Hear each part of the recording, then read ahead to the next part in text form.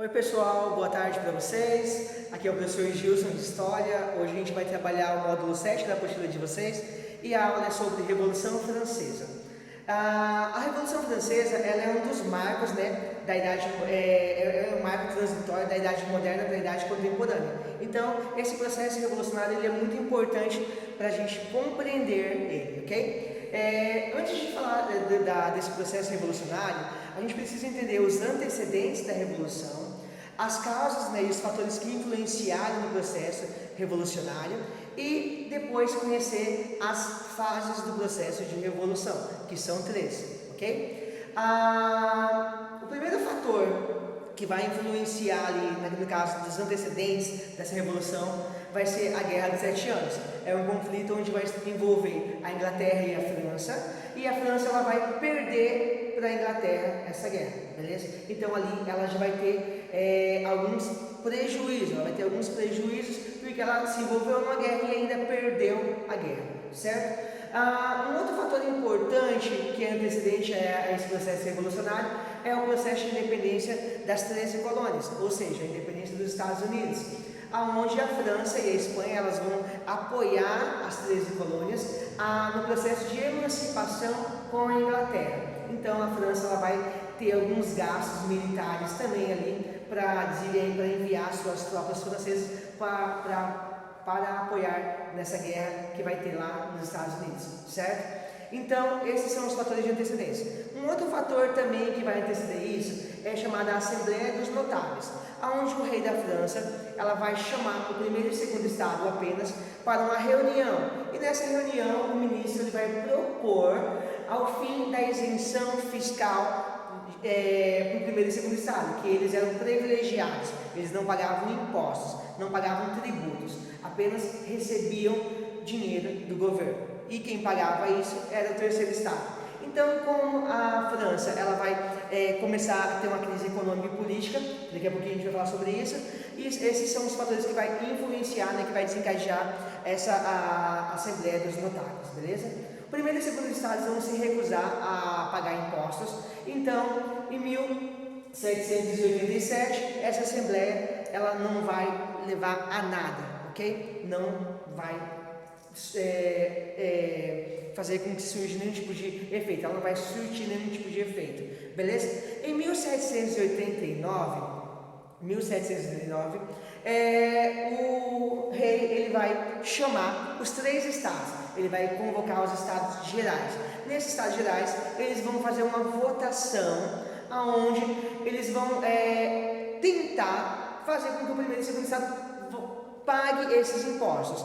Porém, pessoal, a votação vai ocorrer por número de estado. O estado 1 tem um voto, o segundo estado tem um voto também, e o terceiro estado também tem um voto. O voto não vai ser por cabeça, o voto vai ser por estado. Só para você ter uma ideia, o primeiro estado tinha em torno de 120 a 150 mil pessoas. O segundo estado, que era a nobreza, está em torno de 350 mil pessoas. E o quarto estado tinha 24 milhões de pessoas. Então o terceiro estado era a maioria, e é ele que bancava o primeiro e o segundo estados. E essa reunião dos estados gerais era para pôr fim a esses privilégios que tinha o primeiro e o segundo estado. O que acontece? O primeiro e o segundo estado vota contra, eles não querem pagar impostos, e o terceiro estado vai perder. Então nesse caso vai manter da mesma forma, somente o terceiro estado paga imposto. O terceiro estado ele vai se reunir em uma sala chamada Pela. Essa sala eles vão fazer um juramento onde eles só vão sair de lá enquanto não for uma constituição para a França, eles não saem de lá. Então os boatos que eles estão reunidos fazendo uma constituição para a França, uma nova constituição, vai fazer com que muitas pessoas se encorajam e comecem a invadir casas, castelos dos nobres, matando os nobres, enfim, saqueando, roubando. Por quê? Porque a coisa estava crítica lá na França. Então esses são os antecedentes para a gente compreender o processo revolucionário.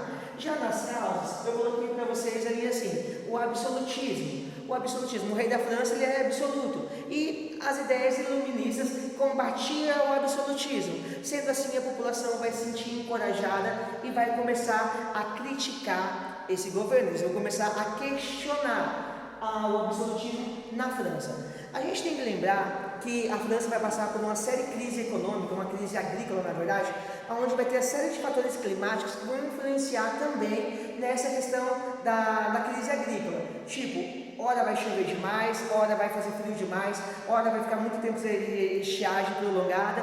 Então são fatores que vai fazer com que a França ela passe por algumas dificuldades. Então isso vai fazer com que aumente as pessoas, né, passando necessidades e fome ali dentro da França, certo? As pessoas não vão ficar felizes com essa crise que está tendo lá, né? Sem falar que eles estão lembrando que eles estão pagando o exército que se envolveu em guerra que não tinha nada a ver com a França. Então, dessa forma, a população ela vai ficar assim contra o governo. Então, isso vai ser um dos fatores que vai influenciar assim, esse processo revolucionário, certo? O primeiro e o segundo estado, como eu já tinha dito, eles tinham privilégios, eles não pagavam impostos. Quem pagava imposto era apenas o terceiro estado. O terceiro estado, cansado de fazer isso e ainda escutando os rumores que está surgindo a Constituição, eles vão invadir a Bastilha. A Bastilha é uma prisão, né, onde ficavam os opositores do rei. Eles vão invadir essa prisão, eles vão tomar essa Bastilha e vão soltar os opositores políticos do rei Luís XVI da França, né? Então ali vai se espalhar, vai ser uma das notícias que vai se espalhar tão rápido que a população vai começar a se encorajar a fazer aqueles saques, a aumentar o número de saques contra os nobres, matando eles, saqueando, roubando, enfim, conseguindo eles tinham dívidas, né, com esses nobres, eles vão invadir a casa vão queimar essas dívidas e assim vai dar início ao processo revolucionário francês, ok? Quando ocorre isso? Em 14 de julho de 1789. Assim a gente vai ter início a primeira fase da Revolução Francesa, que vai ser chamada de Assembleia Nacional Constituinte, onde eles vão criar a primeira Constituição na França em 1791. Não a primeira Constituição, né? Eles vão criar uma nova Constituição e ali eles vão criar a questão do voto censitário, eles vão criar a Declaração de Direitos, né? Onde vai dar liberdade a todo homem, todo cidadão, é a Declaração de Direito do homem e do cidadão, então onde fala que os homens nascem livres, têm direitos naturais. Então, vai dar início à primeira fase do processo revolucionário. Só que a burguesia, a alta burguesia, em si, elas vão falar quem pode participar da política. E só pode participar da política quem tiver renda alta, quem tiver muito dinheiro. Então, o terceiro estado, assim que tinha lá mais de 24 milhões de pessoas e que a grande maioria era pobre, vão ficar assim revoltados. Então, eles não vão ficar muito felizes com esse processo de revolução. Então, como tinha dois grupos políticos nesse período, os girondinos e os jacobinos, esses girondinos vão perder o poder e esse poder vai passar para os jacobinos, que vai ser a segunda fase da Revolução Francesa, chamada de Convenção Nacional. Assume então o governo da França os jacobinos. O Maximilien Robespierre, ele vai ser o líder dessa fase aí, né? Ele é líder dos jacobinos e essa fase vai ficar conhecida posteriormente como uma fase do terror. Por quê? Porque Robespierre ele vai mandar decapitar o rei Luís XVI, né? Que vai tentar fugir com a sua esposa Maria Antonieta. Os reis serão decapitados e Robespierre vai começar a perseguir todos os seus opositores, que seriam os girondinos, certo? A princípio sim. Porém, Robespierre não vai matar apenas os girondinos. Robespierre também vai mandar matar os seus colegas do mesmo partido, os jacobinos. Por quê? Porque eles não concordavam com as ideias de Robespierre. E ele vai começar a matar todo mundo que é seu opositor, tentando instaurar uma ditadura dentro da França. Lembrando que essa fase é conhecida como a República Francesa, né? Durante esse processo de Convenção Nacional, nós chamamos de República Francesa. Porém, Robespierre ele tenta implantar uma ditadura. Ele vai ser preso, ele vai ser morto e o poder da França vai voltar aos girondinos novamente. Só que, para falar para vocês sobre a Convenção Nacional, tem algumas coisas que foram muito importantes nesse processo. O que? A questão do tabelamento dos preços, né, que é o Edito de Máximas, que é onde eles vão criar um tabelamento do preço do trigo, né? Como o trigo era o principal produto que se comercializava, que eles produziam pão e era o principal alimento dos franceses naquele período, ele vai criar um tabelamento de preços, vai ter ali a reforma agrária e também vai ter a questão do sufrágio universal, onde todas as pessoas poderiam participar da política. Todas as pessoas não, mulheres não participavam e menores de 22 anos também não participavam nesse período, mas a maioria das pessoas vão poder participar politicamente. Essa fase ela vai de 1792 até 1794, ok? A fase de convenção nacional. Agora a gente indo para a terceira fase da Revolução, que é a fase do diretório, aonde o poder volta novamente para os girondinos. Esses girondinos eles vão tirar os direitos que foi conseguido durante o processo de convenção nacional. Eles vão tirar os direitos que foram conseguidos, os direitos sociais dessas pessoas, e eles vão colocar novamente o voto censitário, ou seja, o voto passa a ser novamente pela renda que a pessoa tem. Se a pessoa não tem renda, não participa da política, ok? Esse período do diretório, ele vai ser governado por 5 girondinos, aonde muitos deles vão estar envolvidos com corrupção, enfim, eles não vão estar conseguindo chegar num consenso de controlar a França.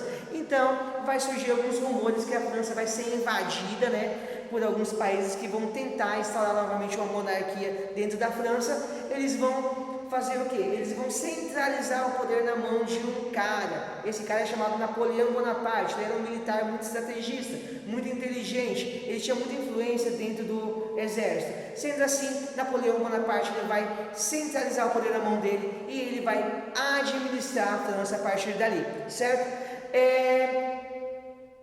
O governo de Napoleão Bonaparte vai dar início à Era Napoleônica, que é um outro conteúdo que a gente vai ver mais para frente, certo? Napoleão Bonaparte ele vai trazer algumas coisas positivas para a França, porém ele ainda vai ele vai ajudar ali a construir escolas, edifícios, hospitais, enfim, vai ajudar a população, porém ele vai dar um golpe mais para frente, que vai ficar conhecido como o golpe do 18º Brumário, e assim acaba o processo de Revolução Francesa com Napoleão Bonaparte assumindo o poder da França.